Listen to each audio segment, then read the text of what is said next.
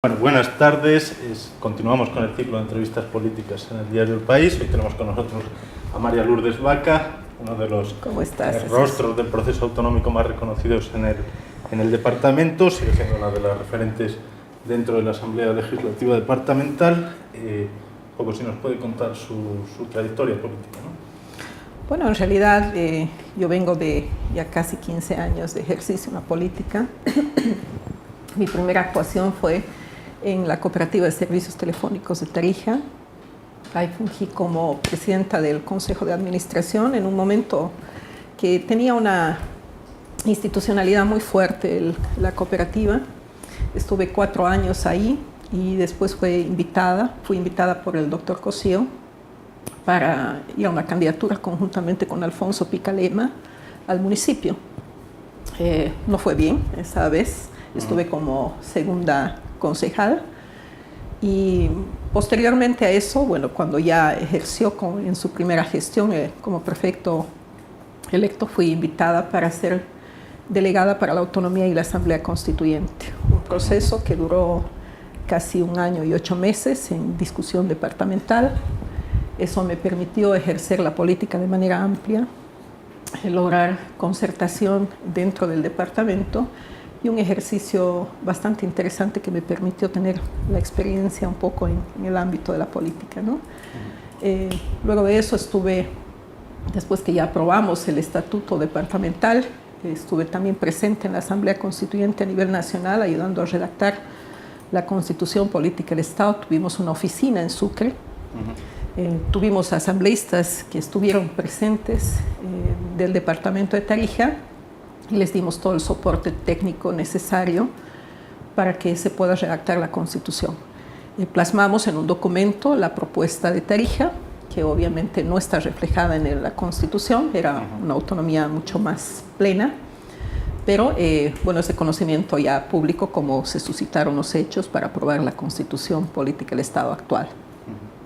Después de eso, bueno, tuve ya un proceso familiar, me quedé embarazada justo cuando estábamos aprobando el estatuto departamental, así que pedí un poco de licencia y después ya ingresé nuevamente a la gestión como secretaria de Turismo y Cultura. Estuve 2 años en la secretaría, hicimos proyectos muy interesantes, una visión de desarrollo turístico en el departamento. Y posteriormente a eso, bueno, fui también convocada por Camino al Cambio para ser parte de las candidaturas a la Asamblea Legislativa Departamental. Esa es un poco mi trayectoria. Soy abogada de profesión, tengo 3 hijos de 35, 29 y 9. Y bueno, estoy todavía ejerciendo ahora la política, ¿no? Siempre muy ligada a la autonomía, como hablábamos al principio, primero como ejecutiva, después ha ganado 2 veces las elecciones, pero ha ejercido más años de opositora, sí. Bueno, sin duda ha sido un papel importante, pero además interesante y además conflictivo, ¿no? En un momento crítico en estas 2 gestiones de la Asamblea Departamental, más la primera, porque era un momento de quiebre institucional en el que fue derrocado el primer gobernador y en consecuencia había que tener una resistencia al régimen autoritario de Evo Morales. Con el ingreso del asambleísta Condori como gobernador, tuvimos una gestión traumática, ¿no? Una gestión que, bueno, tuvo nefastas consecuencias para el departamento de Tarija y en el rol que cumplimos en la Asamblea fue de alta fiscalización y además de una lucha de recuperación de los principios fundamentales que regían a la autonomía departamental. Fue un proceso sin duda traumático, ¿no? Pero bueno, siempre estuvimos en esa línea, nunca hemos cruzado la acera del frente. Hubo varios momentos en los que se pudo dar la vuelta y volver a recomponer la institucionalidad en el departamento precisamente en ese impasse, pero nunca se lograron los votos. ¿Qué cree que fue lo peor para el bloque, digamos, autonomista de aquella gestión? Primero que en esta gestión se reconoció que la suspensión del gobernador fue inconstitucional con la determinación del tribunal de declarar inconstitucional la ley marco de autonomía, este instrumento que permitió ejecutar la suspensión. no teníamos los votos en ese momento en la Asamblea, pese a que reclamamos, interpusimos varios recursos para que se recupere la institucionalidad y se reponga también al gobernador. No tuvimos la cohesión, si se quiere, eso es, dentro de la Asamblea Departamental en la bancada, por la que llevamos adelante el proceso autonómico, y obviamente también tuvo un componente social, ¿no? O sea, la anomia también en el departamento de Tarija de la ciudadanía de no percibir la importancia de no perder y de recuperar la democracia, creo que han sido factores esenciales para que, bueno, no tengamos el éxito que hubiéramos querido tener. Y bueno, hoy vivimos las consecuencias de un pasado, de una gestión golpista que ha puesto al departamento en las condiciones que hoy vivimos, ¿no? En la actual gestión también formó parte de Unidad Departamental Autonomista que ganó las elecciones, pero finalmente no, bueno, se le reconoce más como crítica, digamos, a la gestión. ¿Cuán lejos está en este momento el gobernador Adrián Oliva?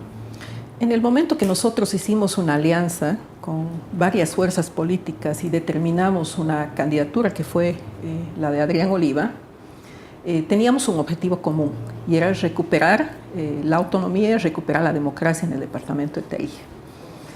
Había un plan de gobierno, había una estrategia, pero lamentablemente una vez que asumió la gobernación Adrián Oliva, hubo un comportamiento político que nosotros hemos cuestionado desde el inicio.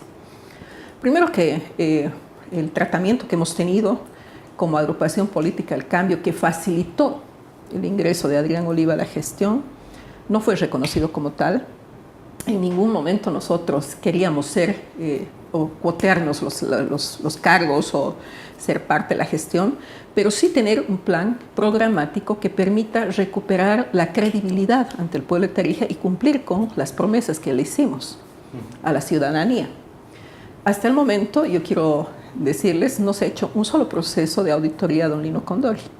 Los 18.000 millones de bolivianos que pasaron la gestión del don Lino Condori están en el aire y no sabemos hasta el momento dónde están, pese a que hay juicios que están en camino y que los hemos interpuesto nosotros como Camino al Cambio en la gestión de Lino Condori.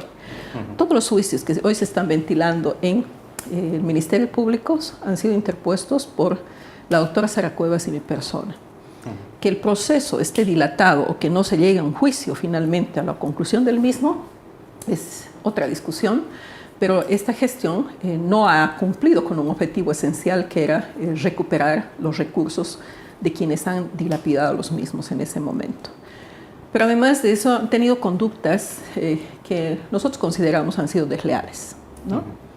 El primer hecho fue cuando se llevó adelante y se desarrolló el juicio del doctor Cosío, un juicio que es absolutamente político y en el que Adrián Oliva fue parte. La gobernación se constituyó en víctima, pero además pidió más años de lo que pedía el Ministerio Público de cárcel para el doctor Cosío. Lino Condori no pidió cárcel, Adrián Oliva sí. Entonces, estas conductas han generado obviamente un quiebre en la relación política, en el tema de gestión, en el tema institucional y obviamente también en la conducta ética y política que nosotros considerábamos que era altamente importante por la confianza y por la visión que compartíamos en un momento de ser parte del mismo proyecto. Entonces, nosotros siempre hemos estado consecuentes con una sola línea, hemos tenido momentos muy duros, somos perseguidos políticos por el MAS, pero reitero, o sea, nos hubiera gustado que esta cohesión sea desde el inicio hasta el final con quienes hemos sido compañeros en Camino al Cambio, ¿no? ¿No hay una posibilidad de reconciliación, un acercamiento? Bueno, yo creo que en este momento que estamos viviendo de haber adelantado las elecciones a nivel nacional, hace que tengamos que tener un escenario de unidad para que podamos consolidar un proyecto político alternativo al MAS. Y obviamente que vamos a tener que sentarnos con todos, ¿no? Y digo todos, porque es el nombre de la agrupación, ¿no? Pero, bueno, creo que este es un momento en el que se debe valorar el bien mayor. Es decir, tenemos que ganarle al MAS. Y eso pasa por tener una cohesión política para que podamos, a partir de eso, generar una unidad departamental que brinde el apoyo a un proyecto nacional. Ya vendrán otros momentos en el departamento en el que tengamos que tener ciertas alianzas y tendremos que valorar la pertinencia o no y valorar con quiénes vamos y con quiénes no. Entrando en el escenario nacional, ¿a Evo Morales hay que ganarle en las ánforas? Bueno, ha habido mucha interpelación de la ciudadanía, ¿no? De los movimientos ciudadanos que debíamos, que no debíamos aceptar esta reelección, este procedimiento de reelección de Evo Morales. Este es un tema principista que lo comparto, pero en los hechos prácticos hay un escenario configurado que no depende de una agrupación política o de las expresiones ciudadanas modificarlo. Aquí el MAS tuvo la habilidad para gestar una estrategia política que electoralizó el país y que aprobó una ley. Entonces tenemos dos caminos. O peleamos por los principios y estamos fuera de la cancha y el MAS mete los goles, o estamos dentro de la cancha metiendo los goles para sacar este proyecto dictatorial que ya está más de 10 años. Y creo que el escenario hoy es diferente en relación a 10 años atrás. Creo que hay la oposición, en tanto y en cuanto actúe con absoluta madurez y responsabilidad y cohesión, podemos lograr consolidar una victoria final. ¿En qué esquema está dialogando el Camino al Cambio, digamos, su posición personal también? Bueno, en realidad estamos dialogando con todos, es necesario hacerlo, estamos analizando, pero no vemos una claridad política en cuanto a una candidatura nacional, excepto, por ejemplo, de Carlos Mesa. Yo siento que hay una ambivalencia aún, no hay una seguridad de si va a ser o no candidato, está condicionando, creo, su decisión en base a lo que salga de los resultados de la Haya. Y eso un poco que desmoviliza y desmotiva también las expresiones políticas. Sin duda alguna que nosotros no vamos a ser generadores de la atomización del voto, de la dispersión del mismo. Y vamos a apoyar a quien tenga mayores posibilidades de consolidar este proyecto. Ahora, estamos conversando con todos, pero no me refiero a todos la agrupación, sino a las fuerzas políticas del departamento y que también estamos haciéndolo con otras fuerzas a nivel nacional. Entrando al detalle de estas fuerzas, en 2014 ustedes no apoyaron a Samuel Doria Medina, además usted creo que fue una de las personas que lo comunicó. ¿Cómo lo ven ahora, en este momento, al líder de Unidad Nacional? Bueno, yo creo que todos quieren ser candidatos, ¿no? Pero creo que hay que mirar con mucha inteligencia y con mucha también base científica qué es lo que el pueblo boliviano está pidiendo. Hoy está claramente establecido un posicionamiento mucho más positivo de cierto candidato como es Carlos Mesa, y lo que yo creo es que hay que hacer una valoración si sumamos a esa candidatura, incluido Samuel, o es que dispersamos el voto. Ese es el tema de fondo y la discusión que estamos teniendo justamente en este momento. Pero tenemos que esperar, todavía no se ha acabado de configurar las reglas, estamos esperando la reglamentación de la ley de partidos. Si el reglamento de la ley dice que tiene que tener una militancia de 1 año, pues el candidato que mayor aceptación en las encuestas tiene, obviamente no va a poder estar, porque esa es otra de las estrategias del MAS, ¿no? Que ha puesto ciertos candados y los va a seguir poniendo para inhabilitar cualquier posibilidad alternativa a ellos, ¿no? ¿Hay tiempo para generar un liderazgo diferente a los que se viene hablando en no estos meses, sino 5 años, 10 años que llevamos hablando prácticamente de los mismos líderes? ¿Hay tiempo para algo? No, complicado, ¿no? Los tiempos se han acortado y el MAS se ha dedicado a que eso ocurra, ¿no? Yo creo que estas expresiones ciudadanas que repudian el 21F eran también de cierta manera una expresión política que veía una canalización para poder ser parte de la construcción de un proyecto nacional. Esta ley lo que ha hecho es imposibilitar aquello y más bien condicionar a que estas expresiones canalicen mediante partidos políticos. Entonces aquí hay una dicotomía porque las expresiones ciudadanas demandan que no hay que ser funcionales al MAS y seguir permitiendo que vaya a la reelección Evo Morales. Pero vuelvo a reiterar, o sea, el escenario ya está reconfigurado, las reglas del juego ya están planteadas y yo creo que hay que jugar con ellas, ¿no? De todas maneras, las primarias es uno de los escenarios. yo creo que el escenario y la batalla final va a ser ya en las elecciones nacionales, el 2019, perdón. Pero además creo que al tener 9 meses, por un lado potencia la posibilidad de Evo Morales de utilizar recursos públicos, de hacer una campaña dimensionada en desmedro de la oposición, pero también hay una fortaleza en cuanto a las expresiones ciudadanas para que a partir de si es que el Tribunal Nacional Electoral determina y viabiliza la elección, se pueda generar una alternativa que realmente dé la victoria al pueblo de Bolivia y la recuperación. Ahora hay que entender que esta posibilidad yo la asumo como tal, ¿no? Tengo esperanza que ello ocurra, tanto y en cuanto se una la oposición, pero hay que entender también que no solamente es ganar la presidencia, sino tener el poder de poder reconstruir nuevamente este país. El gobierno que venga va a ser un gobierno de transición que va a tener que recuperar la institucionalidad de los poderes que están cooptados hoy por el MAS.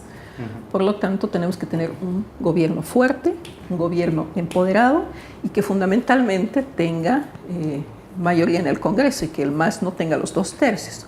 Porque si vas a tener un presidente que puede ser de la oposición, pero tienes, como pasa en los departamentos, y las figuras jurídicas han sido una experiencia muy específica en el MAS de generar minorías en las asambleas cuando ganan las mayorías. Entonces, si el MAS vuelve a tener 2/3 en el Congreso, yo creo que ya estaríamos arruinados, ¿no? Y yo creo que esta es la madre de las batallas, porque el presidente Morales, con su proyecto político, si gana estas elecciones, no va a ser para quedarse 5 años más. Vamos a tener el MAS por unos 30 años más, ¿no? O sea, usted apuesta por una unidad de todos los partidos en una sola... Ese es un primer escenario, yo creo que ese es el plan A, ¿no? Pero hay que ver, veremos qué es lo que pasa en estos días. Yo creo que todos están mirando cuál va a ser las condiciones y las reglas de juego que van a plantearse en la reglamentación de la ley. Y el pronunciamiento también que exista de los diferentes partidos políticos. En este momento no hay una oficialización en cuanto a la candidatura de Carlos Mesa. Sí he escuchado por ahí de Samuel Doria Medina, pero yo creo que tenemos que generar una unidad entre todos los partidos políticos para crear, y eso pasa por despojarse obviamente de posicionamientos políticos particulares, ¿no? Entonces, si no hay una cohesión política, flaco favor que le estamos haciendo al MAS, y eso es lo que está buscando, ¿no? Bajando a lo departamental, cambiando prácticamente de tema, me comentaba las discrepancias políticas, pero más allá de las discrepancias políticas, ¿cómo valora la gestión del equipo de la gobernación? Bueno, yo creo que si algo tiene la gobernación, y hay que saber reconocer, es un equipo de comunicación altamente especializado para venderte humo. Pero si eso tú lo casas con la gestión, hay una gran debilidad, ¿no? Y donde toques la gestión ves gran debilidad. Y creo que este proceso electoral que se ha adelantado va a favorecer a la gobernación, porque todo el mundo va a estar hablando de elecciones y no de resultados de gestión. Ha habido una oportunidad importante. Han estado 1 año y medio más hablando de crisis y de que no había plata en el departamento, pero no había una política de reactivación, ¿no? Esta tan mentada reactivación no es tal, no vemos que haya una progresión económica en el departamento, sino más bien lo contrario, y creo que esa es la gran debilidad, ¿no? Mediáticamente se ve muy bien, pero quienes estamos en la asamblea podemos tocar puntos muy sensibles en la gestión que nos hace ver que no hay como tal y no estamos resolviendo. Si tocamos el tema salud, si tocamos el tema desarrollo productivo, hay muchos temas que podríamos evidenciar que no hay una gestión que ha dinamizado la economía o ha recuperado la fortaleza que debería tener, ¿no? Siento que no hay un equipo con gerencia pública en la gobernación y que más han habido quejas que propuestas, ¿no? Uno de los asuntos que más incertidumbre genera es precisamente la relación entre el encaje, digamos, de la autonomía regional dentro de la autonomía departamental. Usted fue presidenta de la Comisión de Constitución, maneja perfectamente el tema. ¿Cómo ve que se está plasmando esto y cuál es el futuro que le augura en corto o medio plazo? Cuando nosotros debatíamos del estatuto departamental, generamos el libro quinto, que era la autonomía provincial, que era mucho más descentralizadora que la actual. Pero obviamente que había un posicionamiento de generar una autonomía regional. Hoy tienes una autonomía incipiente en construcción, en un momento en el que están decreciendo los ingresos por regalías en el departamento, y que siento que no va a llegar a consolidarse si no existe la posibilidad de nuevamente incrementar estos recursos, que no va a ocurrir, ¿no? La autonomía cuesta plata, ¿no? Y creo que en este momento la autonomía regional tiene esa gran debilidad, han tenido grandes recursos. Antes se manejaba el 15%, ¿no? Hoy es el Ejecutivo Regional una figura que no existe jurídicamente en base a una ley transitoria, ¿no? Esa ley transitoria que le dio la posibilidad de estar hoy a José como Ejecutivo Regional, creo que ha debilitado y ha dividido más la región autónoma de Chaco. ¿Cómo enlazamos en lo departamental? Ese es el tema fundamental. Hoy tienen su estatuto, tienen sus competencias, tienen sus recursos, tienen su tesoro regional, y solamente une al departamento el área legislativa, es decir, la capacidad legislativa. Adrián Oliva, el gobernador actual, no tiene ninguna competencia ejecutiva en la región autónoma de Chaco. No puede poner ni siquiera un portero. Quien toma las decisiones es el Ejecutivo Regional en consenso con los otros ejecutivos, ¿no? En consecuencia, para poder gobernar con la región autónoma de Chaco va a tener que ser en base a la concurrencia. Eso quiere decir el acuerdo de partes para poder posibilitar un plan de desarrollo departamental, porque ellos van a gestar su plan de desarrollo regional. Entonces el tema es muy complicado. Entonces, ¿qué nos une al Chaco? Es solamente lo legislativo, aunque hay muchos también cuestionamientos que prácticamente ya se habría consolidado el 10º departamento, cosa que yo enteramente no comparto. No aún. No se ha gestado todavía aún. Falta poco, ¿no? Pero, bueno, que no tenga la capacidad legislativa, porque eso es eso, ¿no? Si tienes recursos, tienes competencias, tienes autoridades electas, tienes todo. O sea, tienes tu tesoro regional, tu presupuesto se aprueba en La Paz, ya no viene al departamento, entonces ya tienes una división político y administrativa. Entonces, en este momento sí hay una representación en la Asamblea Departamental, que estamos legislando en algunos temas, y creo que esa es la unidad, ¿no? Entonces, muy complicado. Y la pregunta que me hacían siempre es, bueno, ¿el Chaco va a elegir gobernador o no? Se la iba a hacer en este momento. Bueno, en realidad, el gobernador no puede hacer nada allá, en el Chaco, pero sí la Constitución reconoce una máxima autoridad, es decir, una MAE en el ámbito territorial, en el ámbito departamental. En consecuencia, bueno, va a elegir. Pero ¿qué potestades tenga el Ejecutivo Departamental en el Chaco? Esa es la gran pregunta, ¿no? Y cuando hay visiones diferentes de construcción de desarrollo, mucho más. Ahorita hay conflictos con la región autónoma del Chaco, no hay conciliación de cuentas en cuanto al IDH. El Chaco no tiene en este momento el IDH para poder pagar salud, hay que transferirle, hay que hacer un bypass por el departamento. Entonces, hay temas que van a estar siempre en fricción, ¿no? Y esta gestación de esta autonomía regional no es un hecho casual, es un hecho político gestado por el MAS también. Porque, reitero, antes había mayor autonomía que en este momento. Pero el propósito político de dividir el departamento era un factor fundamental para el movimiento al socialismo y lo logró. El Chaco está cooptado por el MAS. Y te doy un dato más. Si hay una reelección, si es que Adrián Oliva decide repostularse o tiene que renunciar, tiene que hacerlo 180 días antes, como todo funcionario que está electo. En este caso, tiene que elegirse un gobernador en la Asamblea Departamental, ¿no? Que pueda suplir si es que renuncia el gobernador actual. Entonces, ¿quién tiene la mayoría en la Asamblea? Es el MAS. Entonces, tienes la mitad del departamento cooptada por el MAS, que es la región autónoma del Chaco, y tienes la otra región, o sea, la otra parte, la otra mitad del departamento, con un nuevo Lino Condori, con seguridad, ¿no? Entonces, el panorama político, teniendo 6 meses una gobernación, puede cambiar mucho, ¿no? y puede inviabilizar posibles candidaturas de opositores con la persecución política además.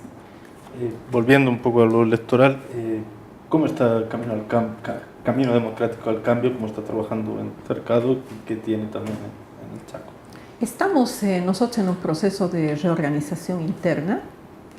Nosotros hoy estamos planteando la necesidad de abrir para renovar nuestros cuadros. Creemos que el recambio es un tema fundamental y en ese caso estamos trabajando no solamente aquí en Cercado, sino también en los demás municipios del departamento y de la región autónoma de Chaco. Es un proceso, obviamente, que tiene su tiempo, su maduración. Y bueno, con lo que ha pasado en estas últimas semanas con la nueva ley nos está acelerando mucho más, ¿no? Pero Camino al Cambio es una fuerza política vigente y que va a presentar su candidatura en todas las áreas en las elecciones departamentales. ¿Por qué hay tan pocas mujeres en la primera línea de la política? No en Camino al Cambio, sino en general, incluso en lo nacional que veníamos hablando, no se menciona ni un solo nombre. Yo creo que ha habido una política del terror en estos 10 años, ¿no? Además que el rol de la mujer es muy complicado, o sea, la multiplicidad de funciones que tiene la mujer hace que también no se animen muchas, ¿no? Hay conflicto de roles, tienes que ser madre de familia, tienes que ser esposa, tienes que ser profesional, política, entonces no es una tarea nada fácil. Sin embargo, de un tiempo a esta parte he sentido que sí hay una decisión. Hace pocos días atrás yo estuve en la clausura de un curso en el que fui docente y estuvimos con mujeres de varios estratos sociales. Y hay una decisión de ingresar a la política y ser parte de la construcción del desarrollo departamental muy interesante. Entonces yo creo que va a haber muchas novedades. La reconfiguración jurídica en este momento está interesante en el departamento con la nueva ley electoral. La dupla que vaya a la gobernación tiene que tener equidad de género, ¿no? ¿Está eso ya plasmado? Digamos, no está, ¿van a exigir? Sí, en realidad está ya como una determinación, está en la ley, obviamente, ¿no? Está en el estatuto también. Pero además ha sido uno de los puntos que han sido validados y observados por el Tribunal Departamental Electoral, cuando nosotros mandamos como Asamblea Departamental el borrador del proyecto de ley electoral. Y obviamente que hay una conciencia colectiva, ciudadana, femenina, que va a exigir sus derechos, ¿no? Yo creo que es hora también que las mujeres estén en puestos de decisión. Y me parece interesante que esa figura hoy ya sea plasmada en base a la recomposición del gobierno departamental. La dupla tiene que tener equidad de género, pues una gobernadora o gobernador, o una vicegobernadora o un vicegobernador. Lo cierto es que no van más dos varones, ¿no? Para terminar, respetando la Constitución, usted ya ha sido asambleísta 2 veces, ¿la veremos en una dupla? Ah, caramba, qué gran pregunta. Yo creo que las mujeres tienen que animarse a todo, ¿no? Creo que las mujeres siempre tienen que avanzar hacia adelante y bueno, creo que en este momento no tengo respuesta para eso, pero voy a estar en el ámbito que me corresponda para contribuir al desarrollo departamental dentro de un marco democrático y obviamente autonomista. Yo creo en la autonomía, he luchado por ella, he sido parte de la construcción y creo que la recuperación de la misma es una asignatura pendiente que tenemos todas, incluidas las mujeres. Gracias. No, ustedes. No, pues gracias a ustedes.